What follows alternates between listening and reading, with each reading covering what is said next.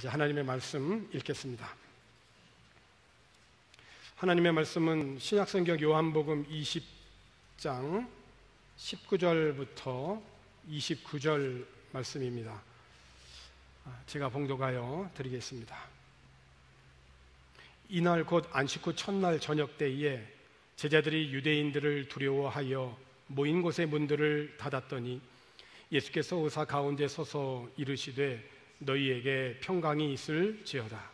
이 말씀을 하시고 손과 옆구리를 보이시니 제자들이 주를 보고 기뻐하더라. 예수께서 또 이르시되 너희에게 평강이 있을지어다. 아버지께서 나를 보내신 것 같이 나도 너희를 보내노라. 이 말씀을 하시고 그들을 향하사 숨을 내쉬며 이르시되 성령을 받으라. 너희가 누구의 죄든지 사하면 사하여질 것이요 누구의 죄든지 그대로 두면 그대로 있으리라 하시니라. 12제자 중에 하나로서 디두모라 불리는 도마는 예수께서 오셨을 때에 함께 있지 아니한지라. 다른 제자들이 그에게 이르되 우리가 주를 보았노라 하니 도마가 이르되 내가 그의 손에 못자국을 보며 내 손가락을 그 못자국에 넣으며 내 손을 그 옆구리에 넣어보지 않고는 믿지 아니하겠노라 하니라.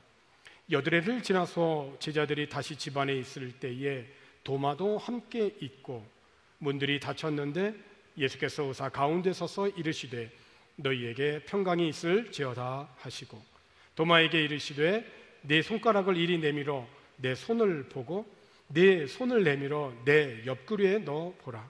그리하여 믿음 없는 자가 되지 말고 믿는 자가 되라. 도마가 대답하여 이르시되 나의 주님이시요 나의 하나님이시니이다. 예수께서 이르시되 너는 나를 본고로 믿느냐? 보지 못하고 믿는 자들은 복되도다 하시니라. 아멘.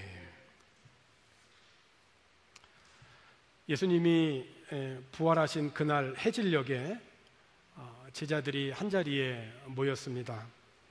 막달라 마리아를 통하여서 예수님의 이 무덤이 왜 비어있는 무덤인지에 대해서 그 사실을 전해 들었습니다. 그러나 예루살렘에는 막달라 마리아가 전해준 사실과는 다른 또 다른 소문이 이미 예루살렘 전역에 퍼져 있었습니다. 그것은 무덤을 지키는 경비병들이 자신들이 잠자는 사이에 예수님의 제자들이 예수의 시신을 훔쳐갔다라고 하는 그런 소문입니다. 그러나 이 소문이 가짜라고 하는 헛소문이라고 하는 것은 누구보다도 제자들이 잘 알고 있습니다. 그들은 가져간 적이 없거든요. 하지만 이런 소문으로 인하여서 결국에는 힘있는 정치와 종교의 지도자들이 예수의 그 제자들을 잡아 들일 것이라고 하는 것을 예상하는 것은 그리 어려운 일이 아니었을 것입니다. 죄 없으신 예수님을 그 잔인한 그 십자가의 처형으로 죽였던 그 지도자들이 그 다음 순서로 지금 이 헛소문을 퍼뜨리고 그리고 타켓은 예수님의 제자들인 것이죠. 그래서 제자들은 너무 무서웠던 겁니다. 그 다음은 우리인데 너무 무서웠던 거예요. 그래서 한 곳에 모였는데 모인 곳에 있는 그런 그 집 안의 문들은 다 닫고 걸어 잠갔던 것입니다.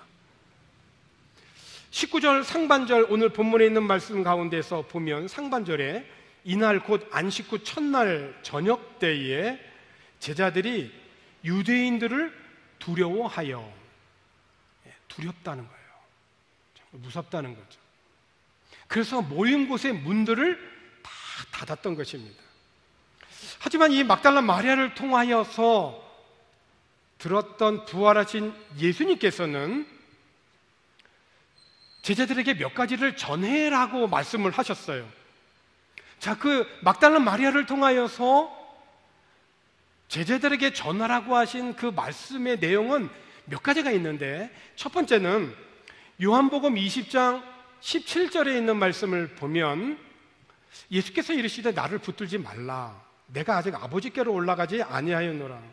너는 내 형제들에게 가서 이르되 이겁니다. 내가 내 아버지 곧 너희 아버지 내 하나님 곧 너희 하나님께로 올라간다. 그러니까 이제 내가 하나님께로 올라간다라고 하는 것을 전해라는 것입니다.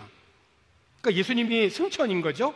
자, 두 번째는 마태복음 28장 7절에 있는 말씀을 보면 또 빨리 가서 그의 제자들에게 이르되 그가 죽은 자 가운데에서 살아나셨고, 그 다음에 이겁니다.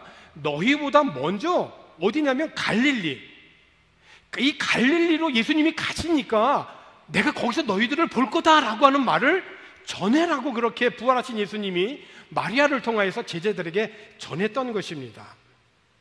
그러니까 여자들은 무서우면서도 한편으로는 죽음을 이기시고 살아나신 그 예수님으로 인하여서 너무 기쁜 나머지 다름질하여서 제자들에게, 예수님이 제자들에게 전하라고 하신 이 내용들을 빠짐없이 그대로 제자들을 만나서 전했습니다.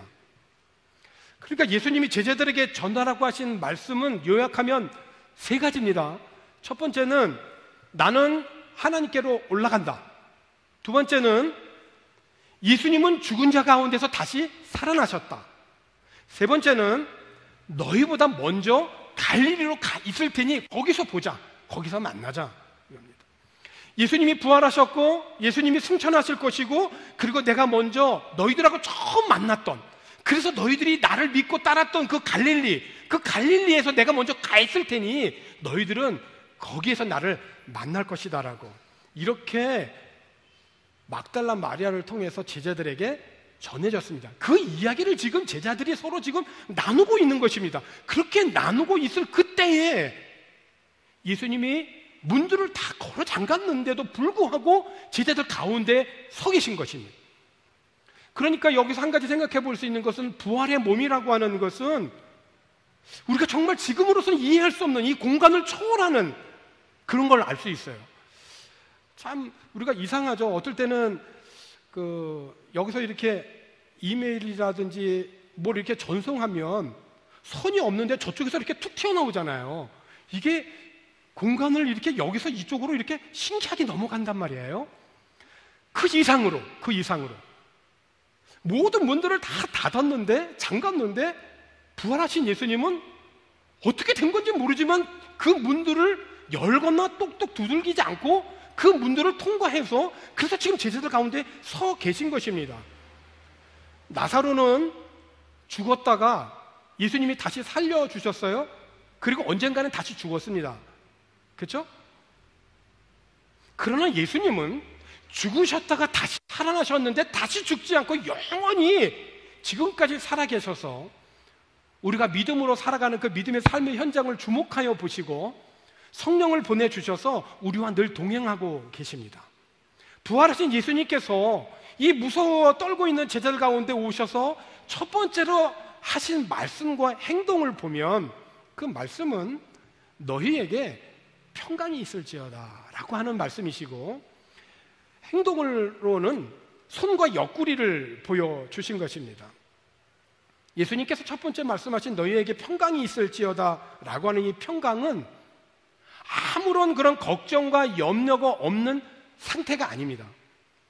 무서워할 수 있는 그런 환경이 제고된 것도 아닙니다. 왜냐하면 예수님께서 제자들에게 너희에게 평강이 있을지어다 라고 말씀하실 때에 제자들이 무서워하고 있는 모든 환경이 다 제고된 것은 아니었기 때문에 그렇습니다. 오히려 평강이라고 하는 것은 여전히 우리 가운데에 무서움이 있고 어떤 두려울 수밖에 없는 상황과 환경이 여전히 우리 가운데에 있지만, 그 환경이 여전히 우리를 둘러싸고 있다 할지라도 부활하신 예수님으로 인하여서 우리들이 기뻐하는 것, 그것이 평강이라고 하는 것입니다. 오늘 본문 20절에 있는 말씀을 보게 되면 이 말씀을 하시고 손과 옆구리를 보이시니 제자들이 주를 보고 기뻐하더라, 이렇게 말씀하고 있어요. 그렇죠. 평강이라고 하는 것은 나의 삶에 여전히 두려움과 무서움, 걱정과 염려스러운 상황들이 있지만 부활하신 예수님으로 인하여서 내 마음의 기쁨이 충만하여 흘러넘치는 것입니다. 오늘 저와 여러분의 삶의 현장이 코로나로 인하여서 1년하고도 한 달이 넘도록 지역이 봉쇄되고 자유롭지 못하고 우리들의 삶의 전 영역이 여전히 불편하고 어려운 가운데 있지만 이 모든 사망과 죽음의 권세를 이기시고 부활하신 주님을 믿음으로 인하여 이 모든 것을 극복하고 평강하시기를 주의 이름으로 권합니다. 훗날 베드로가 복음을 전하다가 감옥에 갇히게 되죠.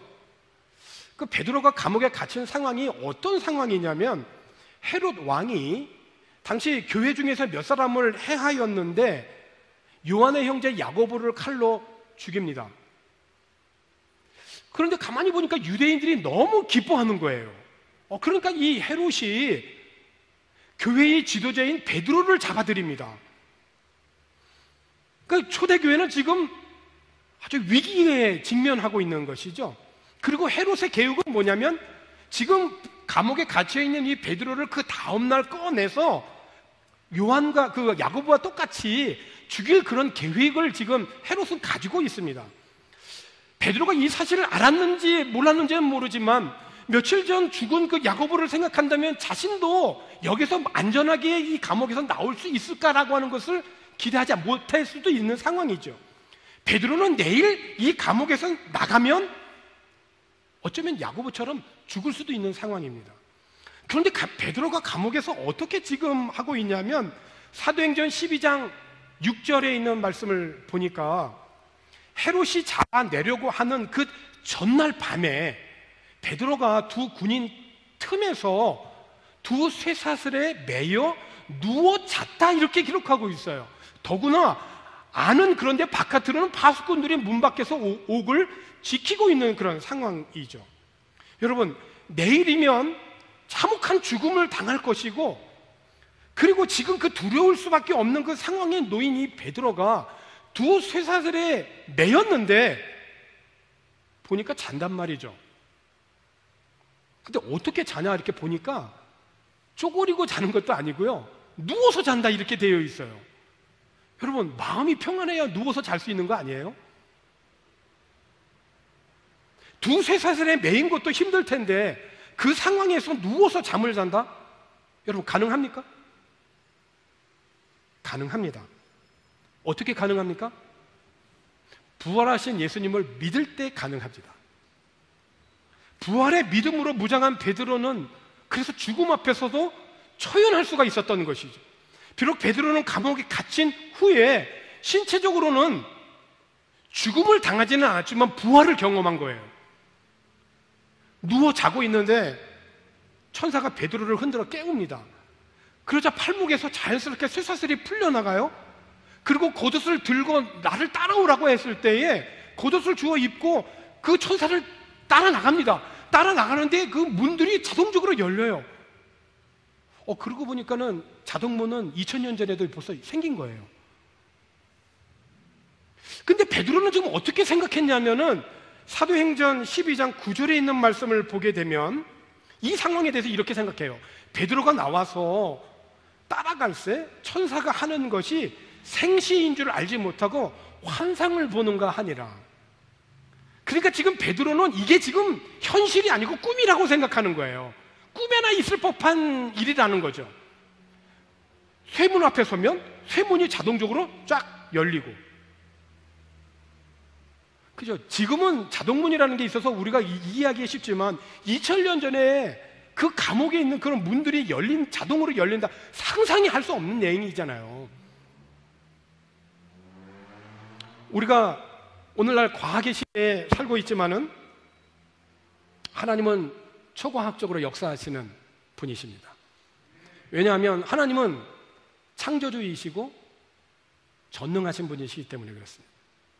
베드로가 팔목에 쇠사슬이 매었어도 내일이면 죽을지도 모른다는 현실 앞에서 그가 누워서 잘 수 있었던 것은 예수님처럼 부활의 능력을 갖고 있었기 때문에 그렇습니다. 그래서 부활은 기독교 신앙에 있어서 핵심이고 복음이고 능력인 것입니다. 우리들이 어떤 어려운 상황에 직면하면 1차적으로 우리는 기도합니다. 이 상황에서 벗어나게 해달라고 하든지 아니면 이 상황이 제거되게 해달라고 그렇게 기도하죠. 모든 상황을 주관하시는 하나님 앞에 우리가 어떻게 보면 당연한 권리이고 의무이고 또 기도일 것입니다. 그런데 한번 여러분 생각해 보십시오. 주님께서 우리들의 상황을 모르실까요? 아닙니다. 우리의 모든 상황을 다 알고 계십니다. 지금 지켜보고 계십니다. 그렇다면 우리가 주님 앞에 드리는 기도는 주님을 감동시킬 수 있는 그런 기도가 되어야 되지 않겠는가? 앉아 계신 주님이 일어나실 정도로 우리의 기도를 주목할 만한, 감동할 만한 기도를 드려야 되지 않겠는가? 그 기도는 예수님이 말씀하신 대로 먼저 그의 나라와 그의 의를 구하는 것입니다. 베드로가 나면서부터 걸어보지 못했던, 그래서 40평생 동안 한 번도 걸어보지 못했던 자를 예수 그리스도의 이름으로 고치신 사건이 있었습니다. 그리고 제자들이 선포하죠. 사도행전 4장 10절과 11, 12절에 있는 말씀을 보면 이 사건 후에 이렇게 선포합니다. 너희와 모든 이스라엘 백성들은 알라.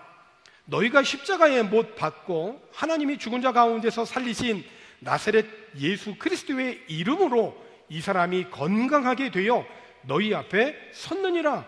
이 예수는 너희 건축자들의 버린 돌로서 집 모퉁이의 머릿돌이 되었느니라.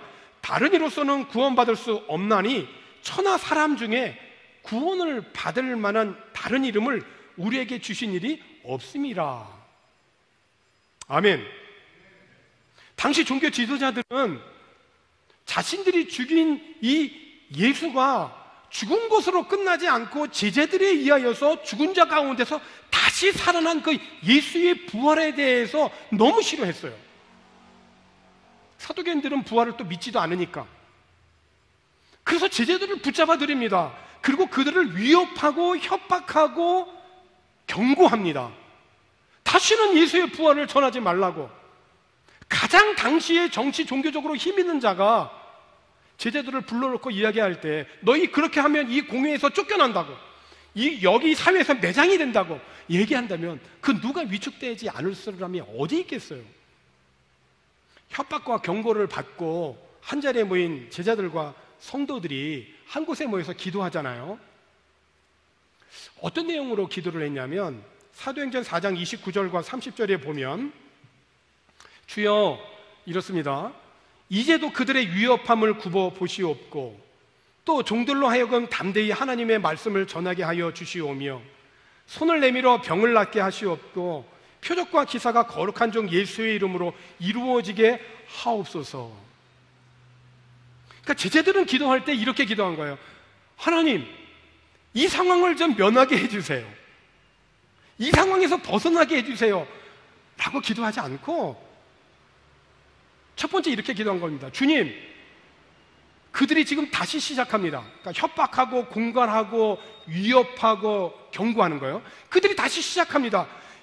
그들의 이 위협을 살펴주시고 주님의 이 종들에게 두려워하지 않는 담대함을 주셔서 하나님의 말씀을 전하게 해 주십시오. 두 번째는 주님의 손을 우리에게 내밀어 주셔서 주님의 거룩하신 종 예수의 이름으로 치유와 기적이 일어나게 해 주십시오. 바로 이와 같은 기도가 먼저 그의 나라와 그의 의를 구하는 기도인 것이죠. 특별히 어려움에서 벗어나게 해달라고 하는 그런 1차적인 그런 기도보다는 그러한 기도가 잘못됐다라고 하는 것은 아니죠. 그러나 그러한 기도보다는 여전히 위협과 공갈과 협박 그리고 경고가 있었지만 그럼에도 불구하고 두려워하지 않는 담대함을 주셔서 그 상황 속에서도 하나님의 말씀을 전하게 해달라고 그렇게 기도했던 것입니다. 이런 삶이 가능했던 것은 바로 곧 다름 아닌 부활의 능력이었던 것입니다. 부활신앙이었던 거죠.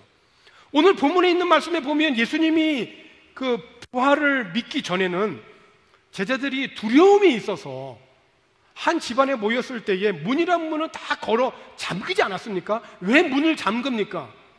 두려우니까. 그런데 부활하신 주님이 오셔서 평강을 주시게 될 때 그들 가운데 기쁨이 있으므로 이 기쁨이 두려움보다 더 크니까 이 두려움을 덮었던 것이 그렇습니다. 평강은 두려움을 덮고도 남을 그런 크신 하늘에서 주시는 하나님의 은혜인 것입니다. 오늘 우리들의 삶 속에서 혹시 두려움이 있다면 두려움보다 더 크신 예수님의 부활의 기쁨이 여러분의 삶을 덮어주시기를 권합니다. 부활하신 주님께서 평강이 있을지어다 말씀하시고 또 이렇게 말씀하셨죠. 아버지께서 나를 보내신 것 같이 나도 너희를 보내노라. 하나님께서 하늘 보좌에서 이 땅의 사람을 구원하시고자 예수님을 사람의 몸 입히셔서 이 땅에 보내주셨습니다. 이제 부활하신 예수님께서 영원히 죽지 않을 그런 몸으로 변하시고 예수님은 제자들에게 나도 너희를 보낸다라고 말씀을 하세요.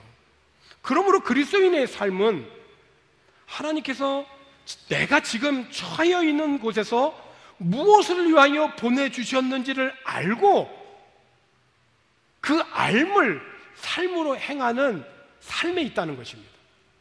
예수님의 부활을 경험한 제자들은 그래서 사도행전을 통하여서 조금 전에 예를 통하여 말씀드린 것처럼 복음을 전하다가 감옥에 갇혔어도 그곳에서 평강을 누리며 주님이 또 다른 길로 인도하실 때에는 또 보내심을 받은 그곳에서 하나님의 뜻에 순종하며 하나님의 나라와 하나님의 의를 구하는 삶을 살았던 것입니다.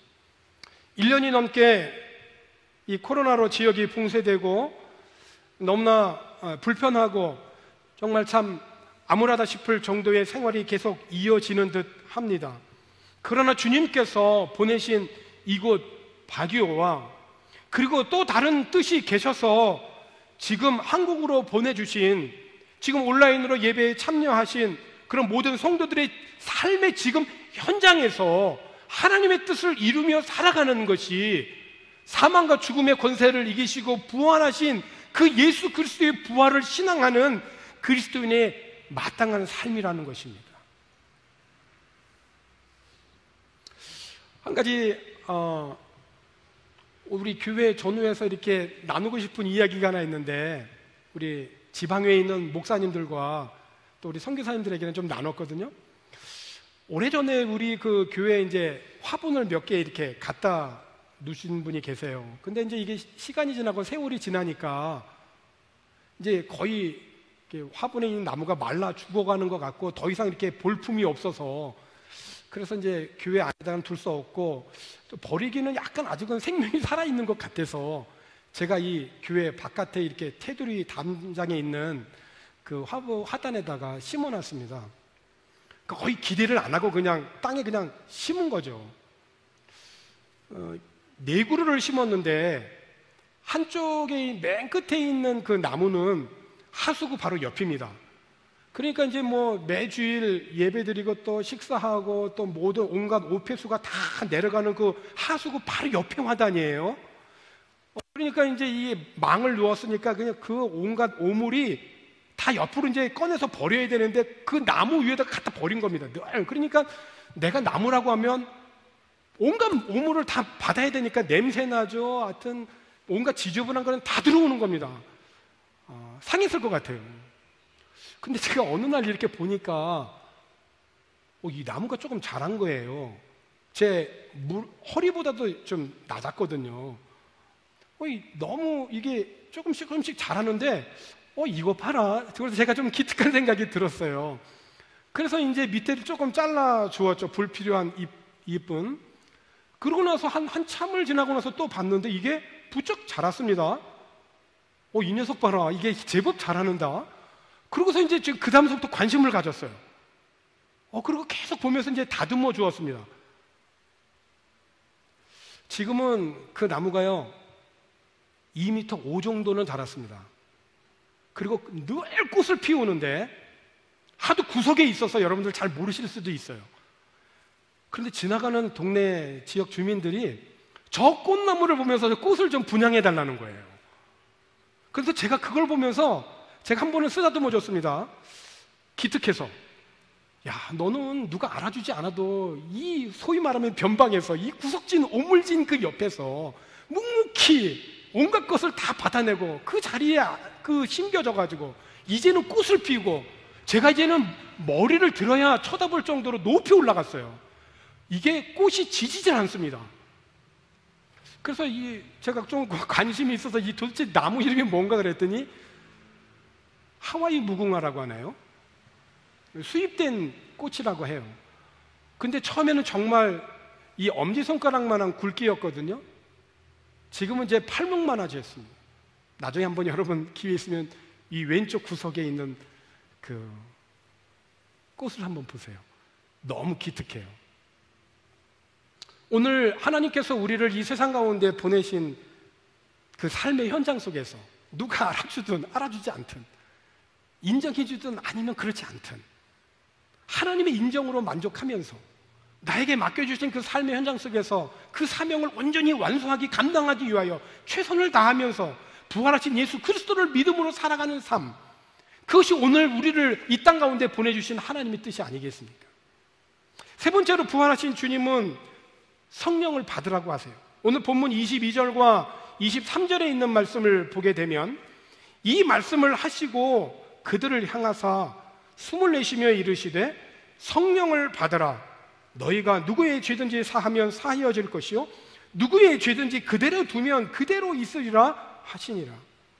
하나님께서 창세기 1장에 천지를 창조하시면서 사람을 창조하셨지 않습니까? 사람을 만드셨어요. 그리고 창세기 2장에 가면 사람을 어떻게 만들었는지에 대해 구체적인 설명으로 남겨주셨어요. 창세기 2장 7절에 있는 말씀을 보게 되면 여호와 하나님이 땅의 흙으로 사람을 지으시고 생기를 그 코에 불어넣으셨다 이렇게 말씀하고 있어요. 다른 거하고는 좀 달라요. 다른 창조물하고는 달라요. 다른 창조물들은 말씀으로 창조했어요. 그런데 사람은 직접 흙으로 빚으시고 그 코에다가 하나님의 생기를 불어넣어 주셨다는 거예요. 그래서 그때 사람이 생명이 된 거거든요. 살아있는 사람이 된 거예요. 근데 오늘 부활하신 예수님께서 두려워 떨고 있는 제자들을 향하여서 오늘 함께 같이 보았던 읽은 말씀 중에 보니까 숨을 내쉬면서, 그렇죠?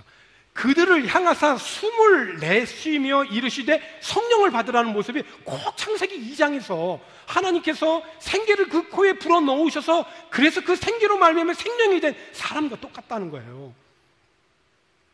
죄로 말미암아 타락하여서 부패해진, 그래서 그 죄로 말미암아 어떤 상황에 직면하면 두려워할 수밖에 없는 그 인간의 그 삶 가운데 부활하신 예수님 찾아오셔서 그래서 그 두려움보다 더 크신 하나님의 그 숨, 하나님의 그 내심, 하나님의 그 호흡, 그 성령으로 우리의 두려움을 덮어주신 거죠. 오늘 저는 그 하나님께서 숨을 내쉬며 성령을 받으라고 하는 그 성령의 그 충만한 은혜가 오늘 우리들의 삶에 충만하여 흘러넘치기를 주님의 이름으로 축복합니다. 한편 모든 제자들이 문을 걸어 잠그고 무서워하고 있을 때 도마만큼은 겁이 없었는지는 모르겠지만은 제자들은 무서워서 집안에 문 걸어 잠그고 있었지만 도마는 그 자리에 없었거든요. 어찌 보면 담대한, 나 주님과 함께 죽으러 가자 이렇게 할 만큼. 그러니까 어디에 가서 무엇을 했는지는 모르겠어요. 아무튼 제자 공동체에는 없었어요. 문제는 예수님의 부활을 경험한 자들이 도마에게 우리가 주를 보았다 라고 하니까 나는 그 말 믿을 수 없다 이렇게 대답을 하잖아요. 세 가지로 얘기하죠. 내가 그분 손에 난 못자국을 봐야 되겠다. 두 번째, 그 못자국에 내 손가락을 넣어 봐야 되겠다. 세 번째, 그분의 옆구리에 내 손을 넣어보지 않고는 당신들의 말 믿을 수가 없다 라고 이렇게 얘기하죠. 그리고 나서 8일이 지나지 않습니까? 제자들이 다시 방에 모였는데 그때는 도마가 같이 있었어요. 이번에도 예수님께서는 잠긴 그 문들을 지나 들어오셔서 제자들 가운데 서셨습니다. 그리고 말씀하시죠. 또 말씀하세요. 너희에게 평강이 있을지어다. 여러분, 이 말은 그 기록된 그런 제자들에게 주셨던 말씀만이 아니라 오늘 지금 내 삶의 현장에 주님이 오셔서 나에게 너희에게 평강이 있을지어다라고 받아주셔야 돼요. 그래야 우리에게 이 말씀이 우리 가운데 적용이 잘 돼요. 이거는 제자들에게만 주신 말씀이 아니라 오늘 나에게 주시는 말씀이라는 거예요. 누구누구에게 평강이 있을지어다. 그런 다음 예수님께서 특별히 도마를 주목하시죠. 그리고 도마를 주목하시면서 말씀하세요. 내 손가락을 내 손에 대봐라.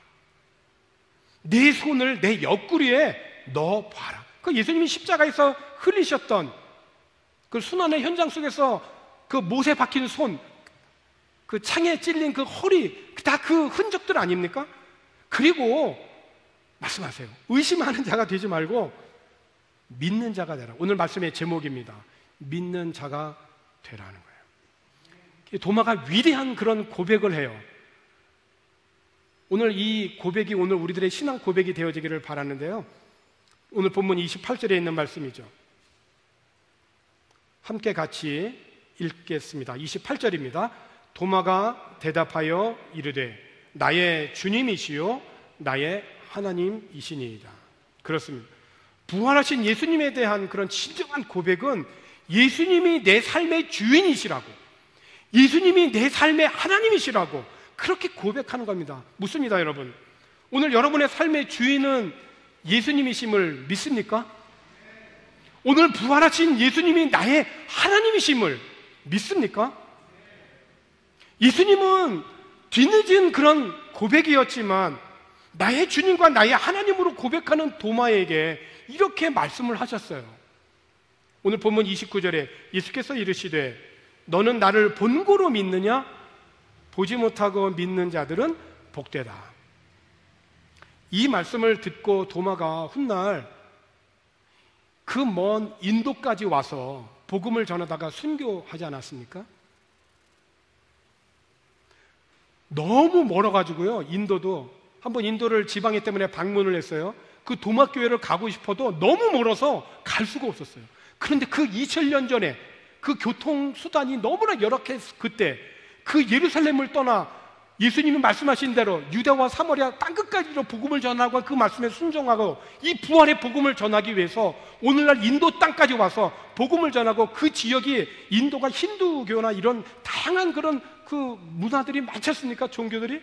근데 그 지역은 오늘날 도마교회가 있거든요. 그 지역에 크리스찬화 되어 있어요. 이 부활의 복음을 전하고 그 인도 땅에 복음화를 위해서 순교한 제자가 바로 예수님의 제자인 도마예요. 너는 나를 본고로 믿느냐?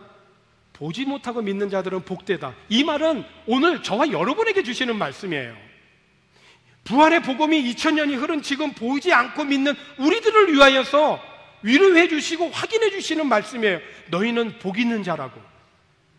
사랑하는 성도 여러분, 오늘 우리들의 삶의 영역에 여전히 두려울 수밖에 없는 많은 상황들, 조건들, 그리고 환경들이 있습니다. 하나님 우리들에게 원하시는 생활 방식은 무엇일까요?